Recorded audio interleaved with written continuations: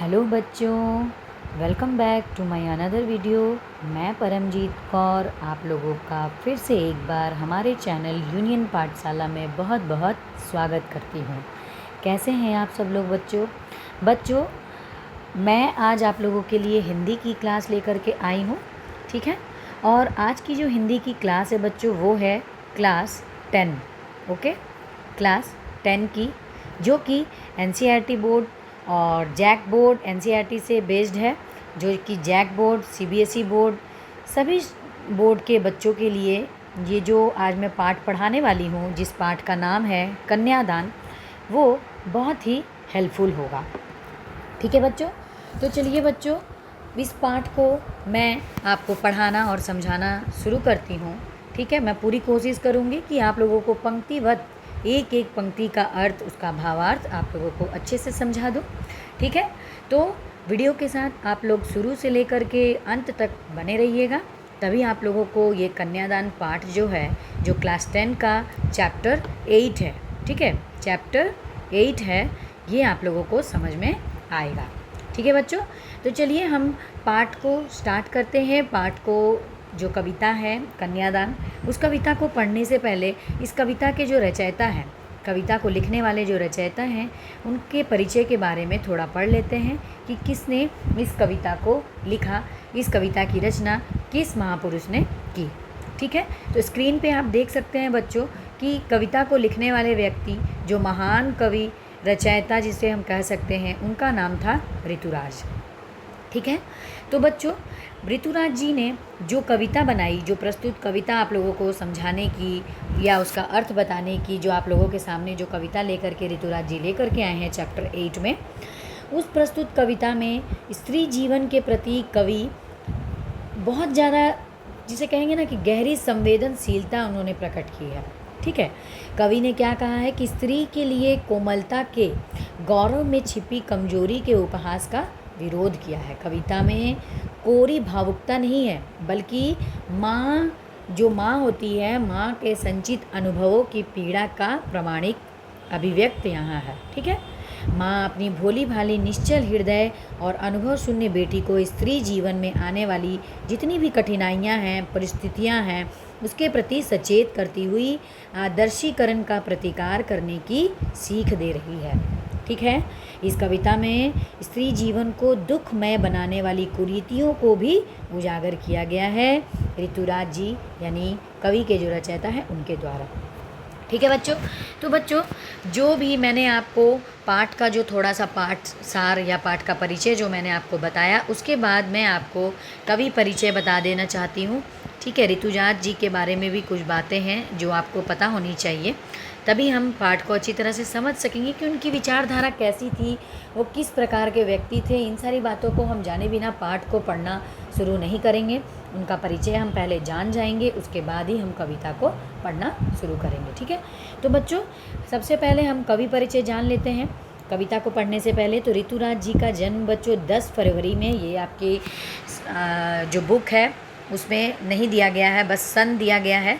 10 परिचय आप नोट कर लीजिए। 10 फरवरी 1940 को, ठीक है, राजस्थान के भरतपुर में हुआ था। जयपुर में अंग्रेजी में इन्होंने एमए करने के पश्चात ये 4 वर्षों तक अध्यापन कार्य में जुड़े रहे। इससे सेवानिवृत्त यानी कि रिटायरमेंट होकर उन्होंने जब रिटायरमेंट ले लिया, उन्होंने उनके 3 वर्षों का चाइना रेडियो इंटरनेशनल में विदेशी भाषा विशेषज्ञ का पद संभाला उन्होंने। इनकी कविताओं में सामाजिक शोषण एवं विडंबनाओं का यथार्थ चित्रण मिलता है देखने को, ठीक है। अब तक इनके 10 काव्य संग्रह है। अंगारिस, पुल पर पानी, है ना, देखिए जैसे आप देख सकते हैं, पुल पर पानी, और सूरत नीरत, आशा नाम नदी, कितना थोड़ा वक्त, अबेकस, प्रबोध, चंद्रोदय एवं चुनी हुई कविताएं प्रकाशित हो चुकी हैं, ठीक है। लज्जाराम मेहता, इनकी आलोचनात्मक एक कविता की बात संपादित रचना है। इन्हें पहल सम्मान, बिहारी सम्मान, परिमल सम्मान, मीरा पुरस्कार, सोमदत्त सम्मान, धुवर्धन्यम, भारतीय हिंदी सेवी सम्मान आदि से विभूषित किया जा चुका है, ठीक है बच्चों। तो इन्हें कितने सारे पुरस्कार भी मिल चुके हैं बच्चों। मुख्य धारा से अलग समाज के हाशिए के लोगों की चिंताओं को ऋतुराज ने अपने लेखन का विषय बनाया है। उनकी कविताओं में दैनिक जीवन के अनुभवों का यथार्थ और वे अपने आसपास की रोज़मर्रा में जो घटित होने वाली सामाजिक शोषण और विडंबनाओं को जो हम देखते हैं उन पर वो निगाह डालते हैं। ठीक है, यही कारण है कि उनकी भाषा में अपने परिवेश और लोक जीवन में जुड़ी हुई है। ठीक है बच्चों, तो बच्चों चलिए परिचय को जानने के बाद हम कविता को पढ़ना शुरू करते हैं। एक एक पंक्ति को समझने का प्रयास कीजिएगा, ध्यानपूर्वक सुनिएगा, तभी आपको इसका अर्थ समझ में आएगा। ठीक है, चलिए सबसे पहले हम शुरू करते हैं। कितना प्रामाणिक था उसका दुख लड़की को दान में देते वक्त, जैसे वही उसकी अंतिम पूंजी हो। लड़की अभी सयानी नहीं थी, अभी इतनी भोली सरल थी कि उसे सुख का आभास तो होता था, लेकिन दुख का बाँचना नहीं आता था। पाठिका थी वह धुंधले प्रकाश की, कुछ तुकों और कुछ लयबद्ध पंक्तियों की। बच्चों, प्रस्तुत पंक्तियों का भावार्थ मैं आप लोगों को समझा देना चाहती हूँ। देखिए, पंक्तियों में प्रस्तुत जो कविता है, उन पंक्तियों में कवि क्या समझाने का प्रयास करते हैं कि प्रस्तुत कविता में कन्यादान के समय में जो माँ अपनी बेटी को स्त्री परंपरागत आदर्श रूप से हटकर सीख दे रही है ना। यहाँ माँ अपनी बेटी को समझा रही है, वो अपने मन में किसी प्रकार का दुख प्रकट नहीं करती है। जबकि आप सभी जानते हैं बच्चों, कन्यादान एक ऐसा समय होता है, इतना कष्टदायी समय होता है कि हर माँ बाप के लिए इससे बड़ा कष्ट का समय और कोई नहीं हो सकता उनके जीवन में। लेकिन एक माँ बाप जो होते हैं, जो माता पिता होते हैं, अगर एक बेटी का जन्म होता है तो वो सौभाग्य समझते हैं कि मुझे कन्या दान करने का गौरव प्राप्त हुआ, इस शुभ काम में मैं भी हस्तक्षेप कर सकता हूँ, मैं भी भाग ले सकता हूँ। और वो अपने आप को बहुत सौभाग्यशाली मानता है कि मैंने एक बेटी को जन्म दिया, एक बच्ची को जन्म दिया, और मैं भी कन्यादान जैसे एक महान काम में कह सकते हैं कि वो भी अपने आप को शामिल कर सकता है। तो वो अपने आप को बहुत सौभाग्यशाली मानता है एक पिता। ठीक है, लेकिन इस कविता के जरिए एक जो माँ है, जो माँ अपनी बेटी को विदा करके ससुराल भेजती है, जो माँ है वो किसी भी प्रकार का दुख प्रकट नहीं करती है। दुख प्रकट ना करते हुए वो उल्टा अपनी बेटी को पूरी अच्छी तरह से समझाने का प्रयास करती है कि तुम्हें आगे की परिस्थितियों को किस प्रकार से झेलना है, किस प्रकार से अपने सुखमय जीवन को, अपने गृहस्थी जीवन को अच्छे से व्यतीत करना है, ताकि तुम्हें किसी भी परेशानियों का सामना ना करना पड़े। तो इन सारी बातों को समझाते वो क्या क्या समझाती है, इन्हीं बातों को हम इन कविताओं में, इन पंक्तियों में समझने का प्रयास करेंगे।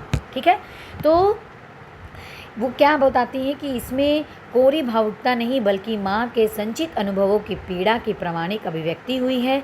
जब माँ ने अपनी बेटी के विवाह के समय उसे विदा किया तो उसे लगा कि वह अपनी अंतिम पूंजी किसी को सौंप रही है। उस समय उसका दुख तो स्वाभाविक था, क्योंकि बेटी माँ से ही अपने सुख दुख की बात कहती है। माँ दुखी इसीलिए थी क्योंकि उसकी पुत्री अभी बहुत सयानी नहीं हुई थी, उसमें संसार की चालाकी को समझने की समझ नहीं थी। ठीक है, उसे ससुराल का जो पक्ष की कठोर सच्चाइयाँ जो है कि कैसा ससुराल होता है, वहाँ की किस तरह की परिस्थितियाँ उसके सामने आने वाली हैं, इसके बारे में वो बच्ची जो है वो अनजान है। उसमें पुरुष प्रधान समाज के बंधनों का ज्ञान नहीं था, उसमें इतनी सरलता तथा भोलापन था कि उसे सुख क्या है ये तो पता था, किंतु दुख किसे कहते हैं ये नहीं पता। वह तुकों और लय से बंधी काव्य पंक्तियों को पढ़ना जानती थी। आशय यह है कि उसे विवाह के केवल सुरीले और मोहक पक्ष का पता था। उसे सिर्फ इतना पता था कि मेरा विवाह हो रहा है, मैं एक नए जीवन की शुरुआत करने जा रही हूँ, बस मुझे वहाँ बहुत अच्छा महसूस होने वाला है, एक नए घर में मैं जाने वाली हूँ, वहाँ प्रवेश करने वाली हूँ। काल्पनिक सुखों की वो चेतना करने लगती है और एक काल्पनिक सपना अपने आँखों के सामने में सजा लेती है कि मेरे साथ ये होने वाला है, मैं ऐसे रहूँगी, मैं वैसे रहूँगी। बहुत सारी जिसे कहें कि हम काल्पनिक जो भावनाएं हैं अपने मन में वो बच्ची जगा के रखती है, काल्पनिक सुखों में जीती रहती है। ठीक है बच्चों, तो चलिए यहाँ तक आप लोगों को समझ में आ गया होगा। चलिए अब आगे की पंक्तियाँ पढ़ते हैं कि क्या कह रहे हैं। माँ ने कहा, पानी में झाँक कर अपने चेहरे पर मत रीझना, आग रोटियां सेकने के लिए हैं, जलने के लिए नहीं। वस्त्र और आभूषण शाब्दिक भ्रमों की तरह बंधन है स्त्री के जीवन के, है ना। माँ ने कहा, लड़की होना पर लड़की जैसी दिखाई मत देना। ठीक है, तो बच्चों इस प्रस्तुत जो पंक्तियाँ मैंने आपको पढ़ के सुनाई, उसमें माँ अपनी बच्ची से, बेटी से क्या कह रही हैं? कह रही हैं कि बेटी, जब तुम पानी में देखो तो अपने सौंदर्य पर प्रसन्न मत होने लगना, साथ ही आग से भी सावधान रहना, क्योंकि जिस आग में रोटियां सेकी जाती हैं वही आग जलाने का भी कार्य करती है। तो तुम्हें दोनों परिस्थितियों को देखना है कि एक आग किस किस कार्य को कर सकती है।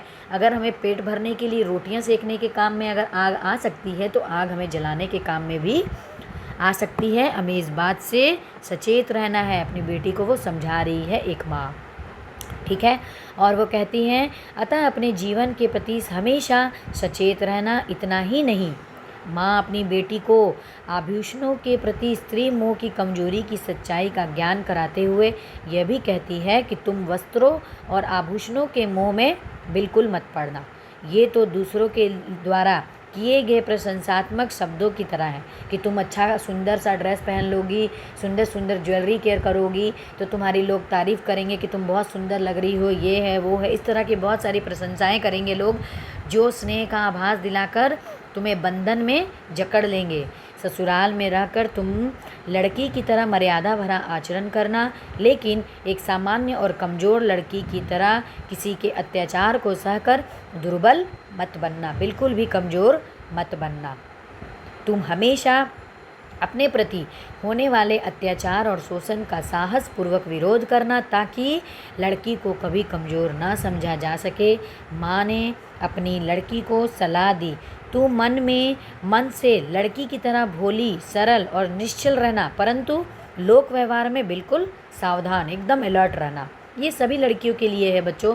सभी लड़कियां, जो भी लड़की ये वीडियो को देख रही हैं, वीडियो को समझने का प्रयास कर रही हैं, जो मैं समझाने का प्रयास, मैं सभी लड़कियों से कहती हूँ कि हमें किसी भी प्रकार का अत्याचार या शोषण को सहन बिल्कुल भी नहीं करना चाहिए। उसका पूरी तरह से विरोध करना चाहिए, अपनी आवाज़ उठानी चाहिए, ताकि लड़की को कभी भी कमज़ोर ना समझा जा सके, ठीक है। माँ ने अपनी लड़की को सलाह दी कि तुम किसी भी तरह से, तुमको भोली, एकदम सरल निश्चल रहना नहीं है, बिल्कुल अपने व्यवहार को सावधान रखना है और अपनी सरलता प्रकट ना होने देना, है ना, कि मैं बहुत ही सिंपल हूँ, भोली भाली हूँ, मेरे ऊपर अत्याचार हो रहा है तो होने दो, मैं मतलब कि आवाज़ मैं नहीं उठा रही हूँ तो कुछ नहीं होगा, मुझे सहना है, मैं एक लड़की हूँ, मैं एक स्त्री हूँ, मुझे इन सारी बातों को सहना ही होगा, ससुराल है तो चुप रहना है। इन सारी बातों को बिल्कुल भी अपने मन से निकाल देना चाहिए बच्चों।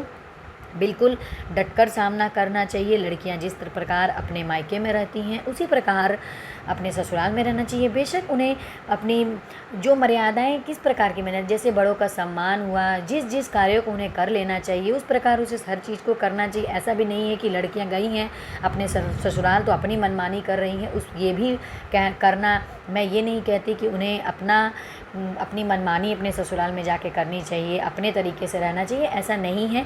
ज़िंदगी में परिवर्तन आता है बच्चों, स्पेशली लड़कियों के लिए। जब लड़की अपने मायके से ससुराल जाती है तो उनके जीवन में बहुत सारे परिवर्तन आते हैं, ठीक है।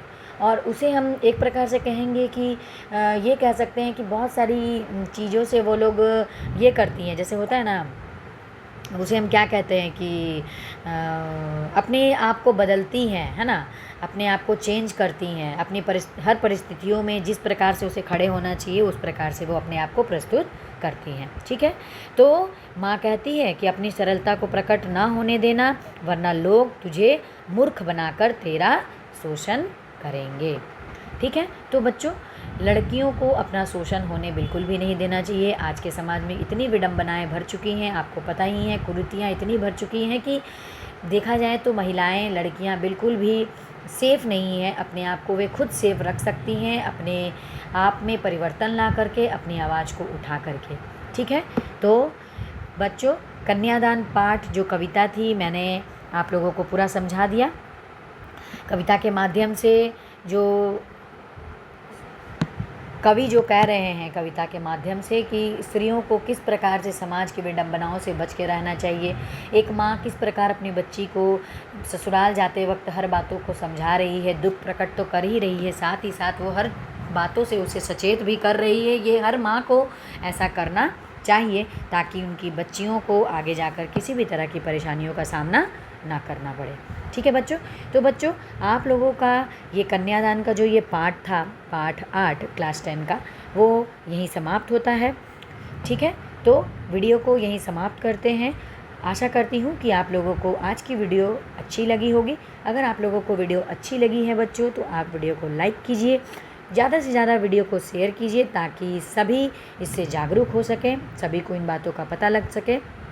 ठीक है, और कमेंट करना बिल्कुल भी ना भूलें कि आप लोगों को वीडियो कैसी लगी, अच्छी लगी या नहीं लगी। ठीक है, तो आगे की वीडियो में फिर से आप लोगों के लिए चैप्टर 9 में जो भी पार्ट है वो मैं आप लोगों के लेकर के आऊँगी।